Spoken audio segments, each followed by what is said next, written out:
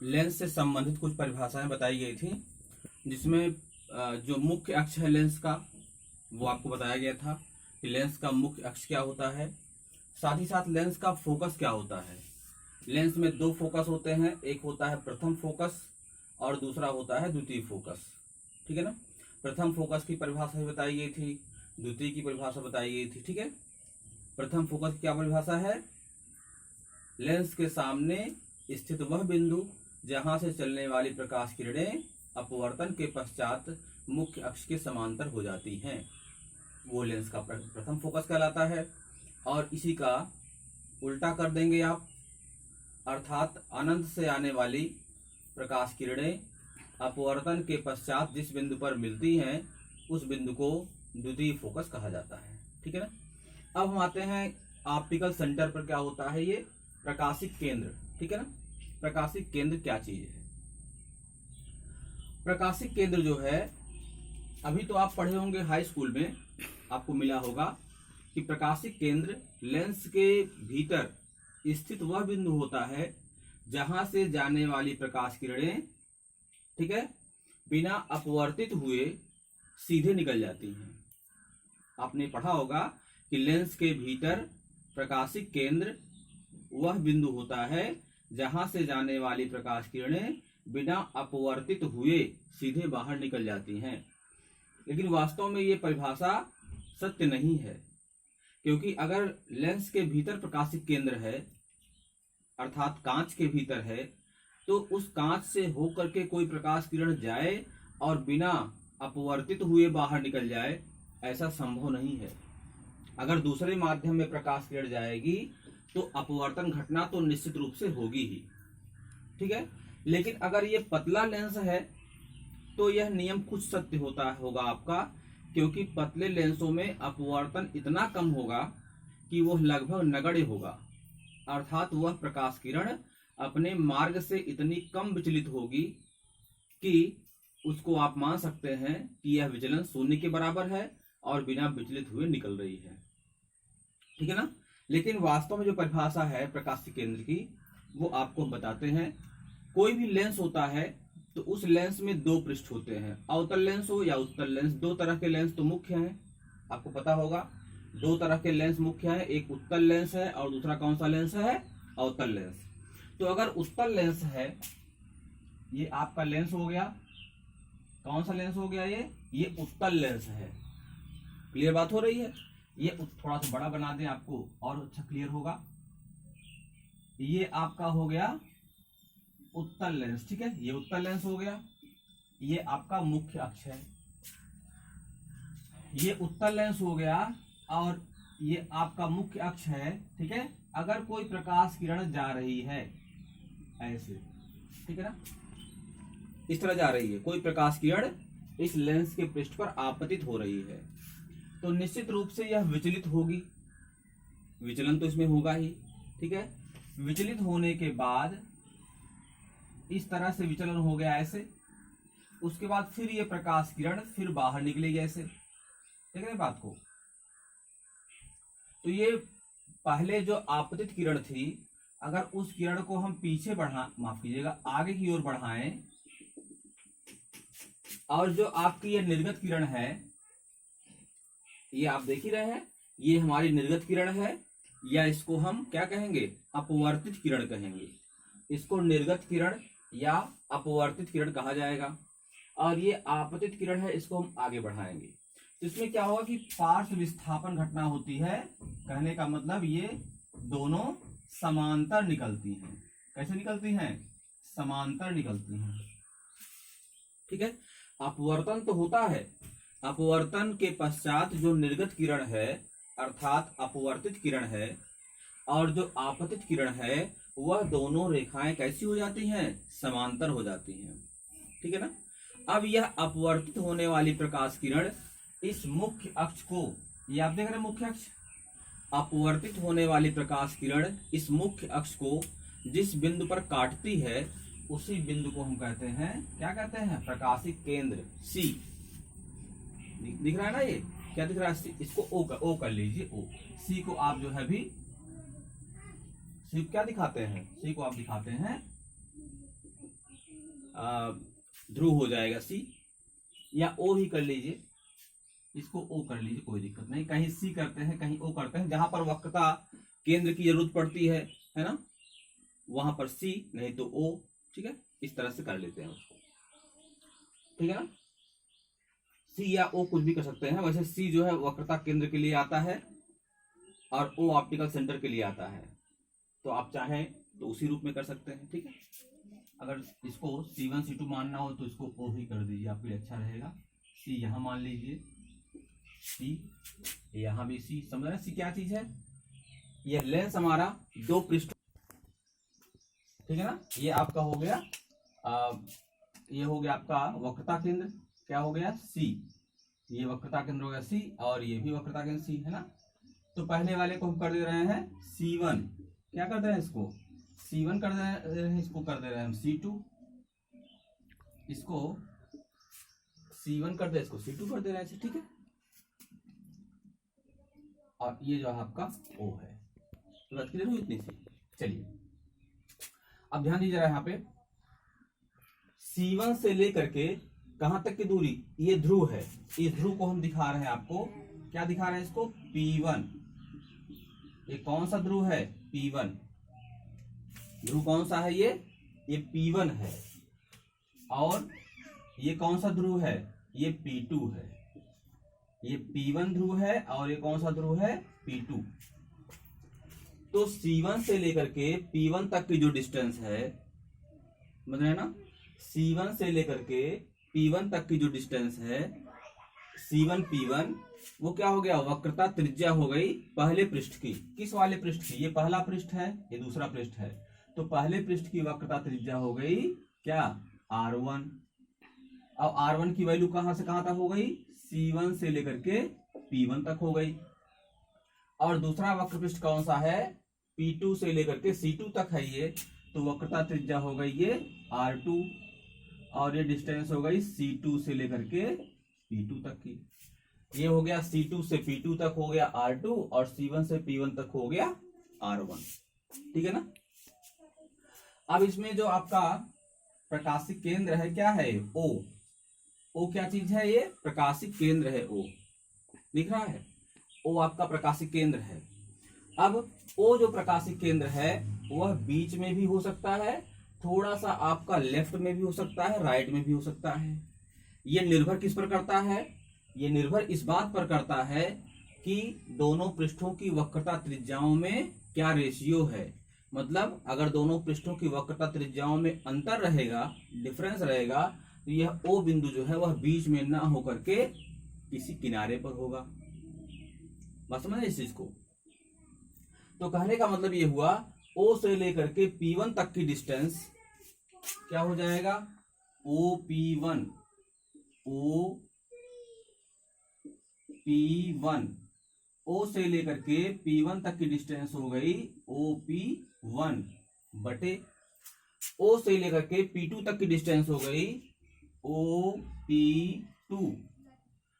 OP1 और OP2 का जो रेशियो होगा वो क्या होगा, दोनों पृष्ठों की वक्रता त्रिज्याओं के रेशियो के बराबर होगा, अर्थात R1 अपान R2 के इक्वल होगा।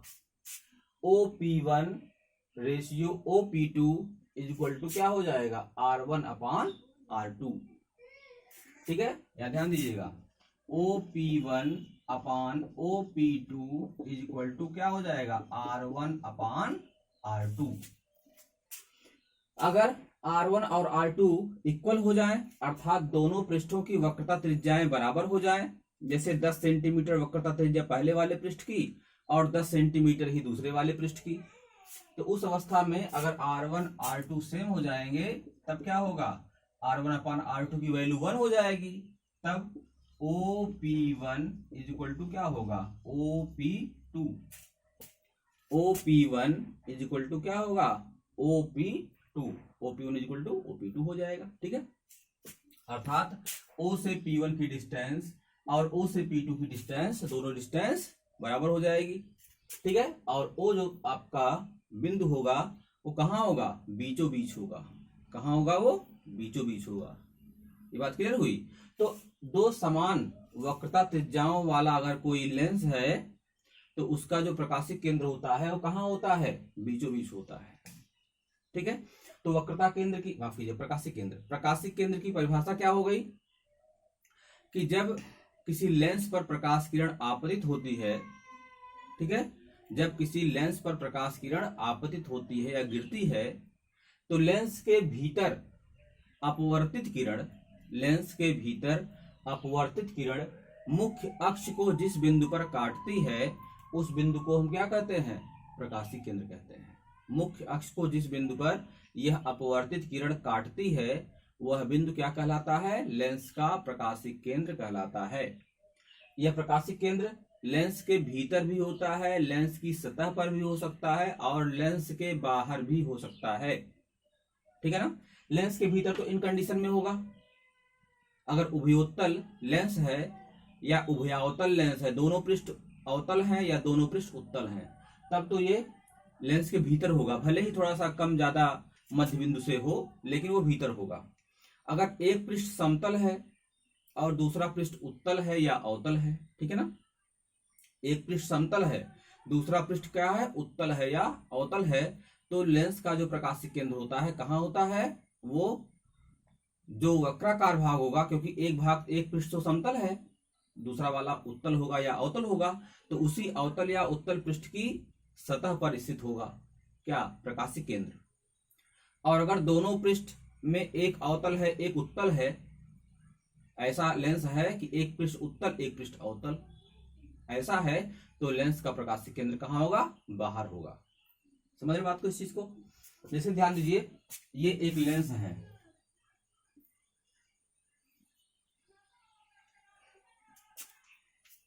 ये एक लेंस है, ठीक है,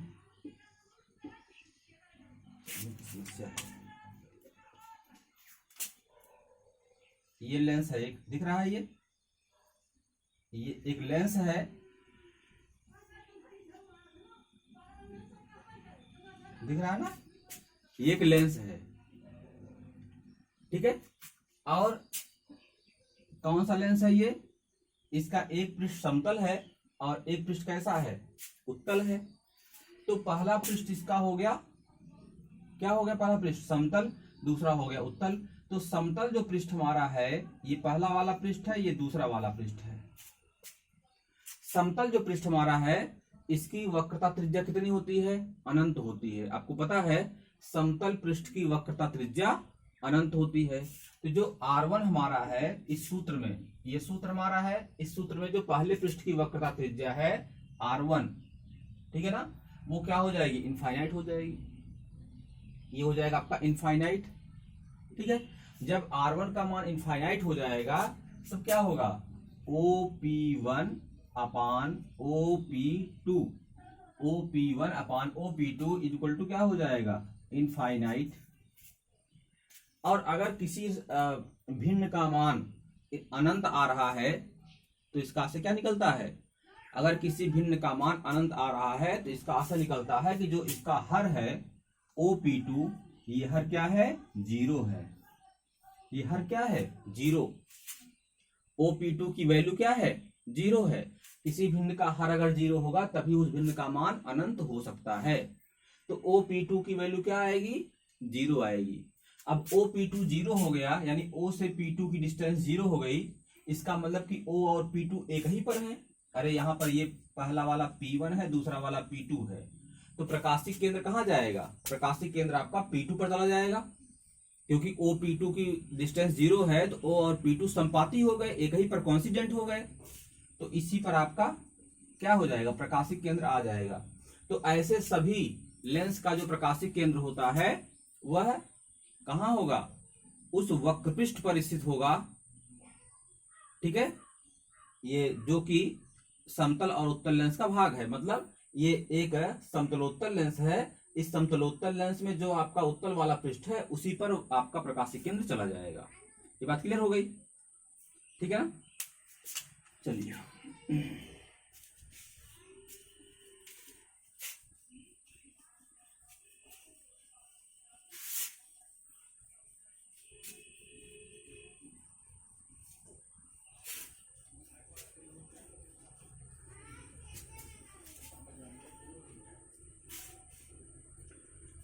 देखिए जो अगला टॉपिक है आपको बताना है किसी लेंस की, ठीक है, फोकस दूरी का फार्मूला। लेंस में अपवर्तन के पश्चात फोकस दूरी का एक सूत्र आपको प्राप्त करना है, ठीक है। लेंस के अपवर्तन का सूत्र प्राप्त करना है और एक ऐसा सूत्र प्राप्त करना है जिसमें कि लेंस के दोनों पृष्ठों की वक्रता त्रिज्याएं शामिल हो और लेंस का अपवर्तनांक शामिल हो, लेंस की फोकस दूरी शामिल हो, ठीक है। दोनों पृष्ठों की वक्रता त्रिज्याओं के पदों में लेंस की फोकस दूरी का फार्मूला आपको प्राप्त करना है, ठीक है ना। इसमें दो कंडीशन होती है। पहला तो ये होता है कि लेंस आपका है, लेंस किसी एक माध्यम का होगा, कांच का होगा, ठीक है। लेंस के दोनों तरफ, बाईं तरफ और दाईं तरफ एक ही माध्यम हो तो उसका अलग सूत्र बनेगा। और लेंस के दोनों तरफ दो माध्यम हो, जैसे हमारा बीच में लेंस है, लेंस के लेफ्ट में दूसरा माध्यम हो, राइट में दूसरा माध्यम हो, लेंस का एक माध्यम अपना अलग है ही है, ठीक है। तो तीन माध्यम हो गए, तो इसके लिए अलग फार्मूला बनेगा अपवर्तन के लिए। और अगर लेंस हमारा है, लेंस कांच का बना है या किसी अन्य माध्यम बना हुआ है, तो लेंस का अपवर्तनांक होगा ही। लेंस के लेफ्ट में और राइट में जो माध्यम है वो एक ही है। तो पहले हम इसी चर्चा करते हैं कि लेंस के दोनों तरफ एक ही माध्यम है। चलिए, ये आपका हो गया लेंस।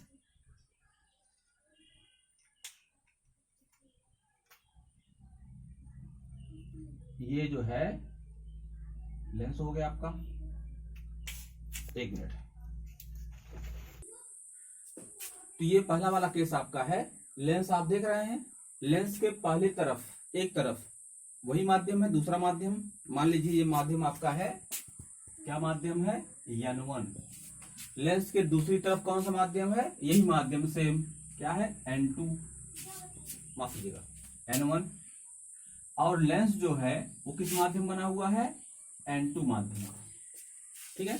लेंस का माध्यम अलग है, लेंस के दोनों तरफ एक ही माध्यम है।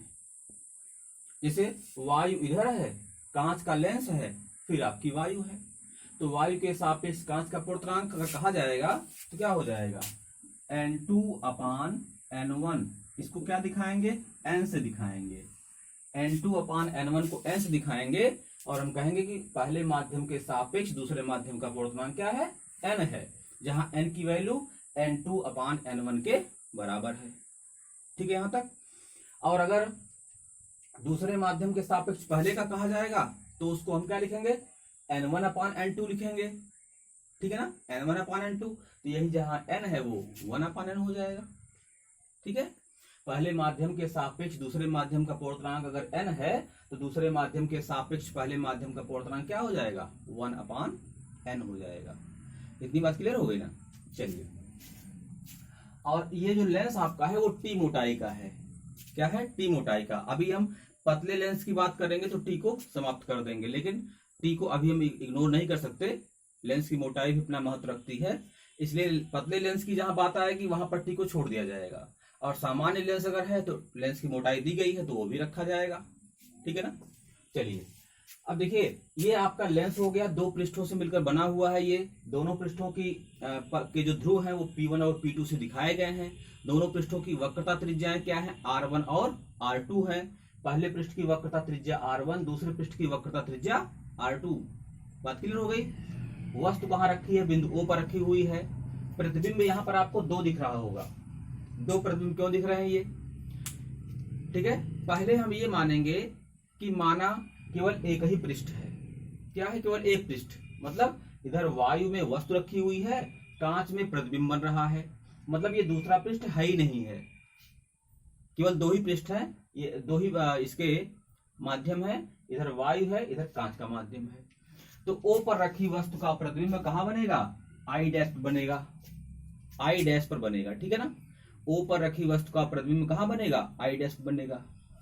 लेकिन जब दूसरा पृष्ठ भी मान लेंगे तब दूसरे पृष्ठ के लिए, क्योंकि एक लेंस में दो पृष्ठ होते हैं, लेंस के द्वारा जो बना हुआ प्रतिबिंब होता है वो अंतिम प्रतिबिंब होता है, ठीक है ना। पहले क्या होता है कि पहले वाले पृष्ठ के द्वारा प्रतिबिंब कहीं और बनता है। जैसे लेंस में दो पृष्ठ है तो पहले वाले पृष्ठ के द्वारा प्रतिबिंब कहाँ बन रहा है, I डैश पर बन रहा है। अब यही I डैश पर बना हुआ जो प्रतिबिंब है, जो कि पहले पृष्ठ के द्वारा बना हुआ है, वह दूसरे वाले पृष्ठ के लिए आभासी वस्तु का काम करता है। कहने का मतलब दूसरे पृष्ठ के लिए अगर अपवर्तन पढ़ेंगे आप तो यह जो है प्रतिबिंब नहीं रहेगा, ये वस्तु हो जाएगी। तो इस पृष्ठ के लिए ये वस्तु हो जाएगी और प्रतिबिंब कहाँ बनेगा, तो फाइनल प्रतिबिंब बनेगा आई पर बनेगा, ठीक है ना। तो हम क्या करेंगे, लेंस के द्वारा बने हुए प्रतिबिंब को निकालने के लिए दोनों पृष्ठों के द्वारा बना हुआ अलग अलग प्रतिबिंब का सूत्र मिला करके कंबाइन कर देंगे, पूरे लेंस के द्वारा प्रतिबिंब जो बनेगा उसका फार्मूला मिल जाएगा। ऐसा क्यों कर रहे हैं, क्योंकि किसी एक पृष्ठ के द्वारा, ठीक है, अपवर्तन का सूत्र आपको पता है, जो पहला टॉपिक था इस चैप्टर में, किसी गोलीय पृष्ठ द्वारा अपवर्तन, किसी गोलीय पृष्ठ द्वारा अपवर्तन, ये फार्मूला आपको बताया गया था, अगर याद हो तो। ये सूत्र है, ध्यान दीजिएगा, n/v, ध्यान दीजिए n/v, ये n है, n/v -1/u = n-1/r, n/v -1/u = n-1/r। ये आपको याद आ रहा होगा, ये सूत्र आपका याद आ रहा है ना, n/v -1/u = n-1/r। ये किसी एक सिंगल गोलीय पृष्ठ के द्वारा अपवर्तन है, ये हम लगा देंगे। चलिए पहले हम ये अज्यूम करते हैं कि पहला ही पृष्ठ है, दूसरा पृष्ठ नहीं हमारे पास है, ठीक है। तो यहाँ पर n क्या है, ये हो जाएगा, अच्छा देखिए, पहले पृष्ठ के लिए वस्तु रखी है वायु में और प्रतिबिंब बन रहा है कांच में, ये मानेंगे कि इधर जो है कांच ही कांच है ना। तो प्रतिबिंब कहाँ बन रहा है, कांच बन रहा है, कहाँ पर, आई डैश पर। तो यहाँ पर n क्या रखा जाएगा, प्रकाश किरण जिस माध्यम में जाएगी वही रखा जाएगा। तो प्रकाश किरण जो है कहाँ जा रही है, वायु से कांच में, तो अपवर्तनांक वायु के सापेक्ष कांच का जो अपवर्तनांक है माना क्या है, n है। तो n की जगह हम n रखेंगे, कितनी बात क्लियर हो गई, n की जगह हो गया n/। प्रतिबिंब की दूरी, देखिए यह जो पृष्ठ है यहाँ पर P1 से, यहाँ से प्रतिबिंब I डैश तक की जो दूरी, देखो यहाँ से लेकर यहाँ तक की जो डिस्टेंस है, क्या डिस्टेंस है, V डैश दिख रहा है, P1 से लेकर के I डैश तक की डिस्टेंस क्या है, V डैश। तो ये हो जाएगा आपका V डैश, हो गया, क्या हो गया ये, n/v डैश -1/, यहां से पहले वाले पृष्ठ से यहां तक की जो दूरी है, ये दूरी u है, क्या दूरी है, u। तो क्या हो जाएगा, 1/u = n-1/, n वही चीज है, वायु के सापेक्ष कांच का अपवर्तनांक। r क्या होगा, r1, पहले पृष्ठ की बात हो रही है तो पहले पृष्ठ की वक्रता त्रिज्या क्या है, r1। तो हो जाएगा n/v डैश -1/u = n-1/r1। ये इक्वेशन नंबर 1 हो गया, कोई दिक्कत तो नहीं यहाँ तक। चलिए अब दूसरे पृष्ठ की बात करते हैं।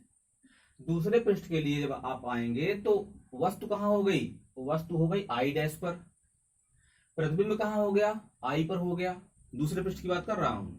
लेकिन अपवर्तनांक बदल गया, अब ये प्रकाश किरण जो है कांच से वायु में आ रही है, अब यहाँ कांच माना जाएगा, इधर कांच माना जाएगा, इधर वायु माना जाएगा। तो प्रकाश किरण कांच से वायु में आएगी तो क्या हो जाएगा, जो n लिखते थे आप वो 1/n हो जाएगा, कांच के सापेक्ष वायु का अपवर्तनांक। तो यहाँ पर जो n लिखा हुआ है ये क्या हो गया, 1/n। ध्यान दीजिएगा ये कैसे लिखा, क्लियर हो गया ना, कांच के सापेक्ष वायु का अपवर्तनांक, क्योंकि अप्रकाश किरणें कांच से वायु में जा रही हैं। अपान क्या है, होता है दूरी v, प्रतिबिंब की दूरी, कहां से, ये देखिए ये वाला पृष्ठ है, दूसरा पृष्ठ, यहां से लेकर के प्रतिबिंब तक की दूरी, प्रतिबिंब कहां बन रहा है, यहां बन रहा है प्रतिबिंब, तो यहां से यहां तक की दूरी आपने क्या माना है, v माना है। तो हो जाएगा ये v 1/n, अपान क्या हो गया, v -1/u, u मतलब वस्तु की दूरी। अब देखिए इस P2 वाले बिंदु से, ठीक है, जो ये आभासी प्रतिबिंब है यही तो वस्तु का काम करेगा। तो I डैश से लेकर के P2 तक की दूरी, P2 से I डैश तक की दूरी देखो क्या होगा, V डैश -t। अरे भाई पहले वाले पृष्ठ से I डैश तक की दूरी V डैश तो आप पहले ही मान चुके थे, उसी में से लेंस की मोटाई घटा दिया हमने, तो क्या हो गया, V डैश -t। तो यहां रख देंगे हम V डैश -t = क्या हो जाएगा, n की जगह फिर वही 1/n -1 अपान क्या हो जाएगा, r2। क्लियर हो गया इतना। पूरे अंश में n से मल्टीप्लाई कर दीजिए, अपवर्तनांक n से मल्टीप्लाई कर दीजिए। यहाँ मल्टीप्लाई करेंगे तो क्या मिलेगा, 1 मिलेगा और n कट जाएगा, यहाँ आ जाएगा v, तो 1/v माइनस, यहाँ मल्टीप्लाई करेंगे तो क्या मिलेगा, n/v डैश माइनस t, इस तरह मिलेगा। यहाँ मल्टीप्लाई करेंगे क्या मिलेगा, जो 1/n है वो 1 हो जाएगा, जो -1 है उसमें n से मल्टीप्लाई करोगे तो n हो जाएगा, अपान हो जाएगा r2। ठीक है। अच्छा, अब यहाँ पर दो परिवर्तन करने हैं। देखो यहाँ पर t को इग्नोर कर दीजिए। पतले लेंसों के लिए जो लेंस की फोकस दूरी का फार्मूला निकलेगा वो हमेशा पतले लेंसों के लिए ही रहेगा। ठीक है, उसमें t को हम इग्नोर कर दे रहे हैं। अब अगर t को इग्नोर कर देंगे तो जो v डैश माइनस टी है वो क्या बचेगा, v डैश बचेगा, एक चीज। दूसरा, ये जो 1 - n है इसमें माइनस कॉमन ले लीजिए, बाहर ले लीजिए और 1 - n को n-1 कर दीजिए, तो क्या हो जाएगा, ये 1/v minus n/v dash is equal to क्या हो जाएगा, -n-1, माइनस कॉमन ले लिया, n-1 कर दिया, बटे क्या हो गया, r2। ये इक्वेशन नंबर 2 हो गया। अब समीकरण नंबर 1 और समीकरण नंबर 2 को ध्यान से देखिए। समीकरण 1 और 2 को जोड़ दीजिए। जोड़ेंगे तो n/v डैश आप देख रहे हैं पॉजिटिव में है और यहाँ पर n/v डैश आपका निगेटिव में है, ये दोनों कैंसिल हो जाएंगे। क्या बचेगा, यहाँ बचेगा 1/v माइनस, यहाँ क्या बचेगा 1/u बराबर, यहाँ देखिए n-1/r1 है और यहाँ n-1/r2 है, तो क्या करेंगे, n-1 को हम कॉमन ले रहे हैं। ठीक है, यहाँ बचेगा 1/r1 माइनस, ये माइनस और यहाँ n-1 तो कॉमन ले चुके हैं, ये हो जाएगा 1/r2। ध्यान दीजिएगा, देखिए इस चीज को 1/v minus 1/u equal to n-1 bracket के बाहर और ब्रैकेट के अंदर 1/r1 माइनस 1/r2। ये बात क्लियर हुई इतनी? अच्छा, अब जरा ध्यान दीजिए। अब अगर यहाँ पर हम लेंस की फोकस दूरी का जो लेंस के प्रथम फोकस का फार्मूला होता है, लेंस के प्रथम फोकस का फार्मूला क्या फार्मूला होता है कि अनंत पर रखी हुई वस्तु का प्रतिबिंब कहाँ बनता है, फोकस बनता है। तो ये बातें तो हमेशा सत्य है। अगर ये लेंस हमारा है तो इसकी फोकस दूरी का अगर ये फार्मूला है तो इसके लिए भी वो बातें सत्य होगी, हर लेंस के लिए सत्य है। क्या सत्य है कि प्रथम फोकस की परिभाषा है कि अनंत पर रखी वस्तु का प्रतिबिंब कहाँ बनता है, फोकस पर बनता है। तो अगर वस्तु को रख दिया जाए अनंत पर, if u is at infinite then image will be found at focus, तो v इक्वल टू क्या हो जाएगा, f। अगर u का मान इनफाइनाइट तो v का मान क्या हो जाएगा, f हो जाएगा। तो यहाँ जो v है इसकी जगह हम f कर देंगे तो हो जाएगा ये 1/f इज इक्वल टू, देखो u की वैल्यू क्या है, इनफाइनाइट, तो 1/इनफाइनाइट कर दोगे तो क्या हो जाएगा, 0। 1/, अनंत का मान 0 होता है ना, तो ये 0 हो गया आपका। तो 1/v की जगह हो गया 1/f और ये पूरा सिस्टम आपका खत्म हो गया क्योंकि 1/, अनंत हो गया, ये 0 हो गया। इधर आपका वही रहेगा n-1 in bracket 1/r1 minus 1/r2। देख रहे हैं, ये फार्मूला, ये इंपॉर्टेंट फार्मूला है। ठीक है, इसको लेंस मेकर्स फार्मूला भी कहते हैं। लेंस मेकर का सूत्र या lens makers formula 1/f is equal to n-1 in bracket 1/r1 minus 1/r2, क्योंकि ये फार्मूला लेंस के दोनों वक्रता त्रिज्याओं, दोनों पृष्ठों की जो वक्रता त्रिज्याएं हैं उसके पदों में है, लेंस की फोकस दूरी के पदों में है और लेंस के अपवर्तनांक के पदों में है। ठीक है ना। तो अभी आप जो फार्मूला पढ़े, इसके पहले पढ़े थे, उसमें क्या था, n/v minus 1/u equal to n-1/r। ठीक है, तो उसमें वक्रता त्रिज्या थी, ठीक है, अपवर्तनांक था, लेकिन फोकस दूरी वहां पर नहीं थी। अब आपको फोकस दूरी मिल गई है तो इसे लेंस मेकर्स फार्मूला कहते हैं। 1/f is equal to in bracket n-1 bracket के भीतर 1/r1 माइनस 1/r2। यही से आप जान पाएंगे कि उत्तल लेंस की प्रकृति क्यों धनात्मक होती है और अवतल लेंस की प्रकृति क्यों ऋणात्मक होती है। ठीक है, एक फार्मूला आपने हाई स्कूल में पढ़ा होगा, लेंस की फोकस दूरी का फार्मूला u, v और f के पदों में 1/f is equal to 1/v minus 1/u। याद आ रहा है ना, वो फार्मूला आप यहाँ से प्राप्त कर सकते हैं। अगर ये इक्वेशन आप देख रहे हैं, इस इक्वेशन की और इस इक्वेशन की, ये जो इक्वेशन मिला हुआ है, इन दोनों का कंपेयर कर देंगे। देख रहे हैं, इस सूत्र की तुलना अगर इस सूत्र से कर देंगे तो दोनों के जो दाहिने दाहिने पक्ष हैं वो सेम है। यहाँ भी वही चीज है, n-1 ब्रैकेट में 1/r1 - 1/r2, यहाँ भी वही चीज है, दोनों तरफ सेम है। जब ये दोनों आपके सेम है तो बायां पक्ष भी बराबर होगा, इसलिए क्या हो जाएगा, 1/f = 1/v - 1/u। ये जो है आपका फार्मूला हो गया। ठीक है, ये सूत्र आप पहले पढ़ चुके हैं। यह भी लेंस की फोकस दूरी फार्मूला है, यह भी लेंस की फोकस दूरी फार्मूला है। ये तो आप हाई स्कूल से पढ़ते आ रहे हैं कि वस्तु कहाँ रहेगी तो प्रतिबिंब कहाँ बनेगा। लेकिन अब आप वक्रता त्रिज्याओं के पदों में, अपवर्तनांक के पदों में फोकस दूरी का फार्मूला ये पढ़ेंगे। न्यूमेरिकल की दृष्टि से भी ये इंपॉर्टेंट है। ठीक है ना। तो ये फार्मूला जो है तब है जब लेंस के दोनों तरफ एक ही माध्यम है। जो लेंस के बाईं तरफ का माध्यम है वही लेंस के दाईं तरफ का भी माध्यम है। ठीक है, अगर लेंस के दोनों ओर माध्यम अलग अलग हैं, जब लेंस के दोनों ओर के माध्यम आपके अलग अलग रहेंगे, जैसे यहाँ का माध्यम n1 होगा, यहाँ का माध्यम n2 होगा, यहाँ का n3 होगा, तो सूत्र में थोड़ा सा डिफरेंस आ जाएगा। यद्यपि वो सूत्र जो है थोड़ा सा लंबा है, आपको याद नहीं करना है, याद आपको यही सूत्र करना है और प्रयोग में यही आएगा। लेकिन कुछ महत्वपूर्ण निष्कर्ष वहां से भी निकलेंगे कि किस तरह से दोनों ओर माध्यम अलग अलग होने से फोकस दूरियां चेंज हो जाती हैं, है ना। फोकस दूरी किस प्रकार से परिवर्तित हो जाती है, अपवर्तनांक में फोकस दूरी में क्या रिलेशन है, वो आपका वहां से निकलेगा। ठीक है, इसलिए उसको भी आपको पढ़ना है, वो आपको हम कल बताएंगे। ठीक है।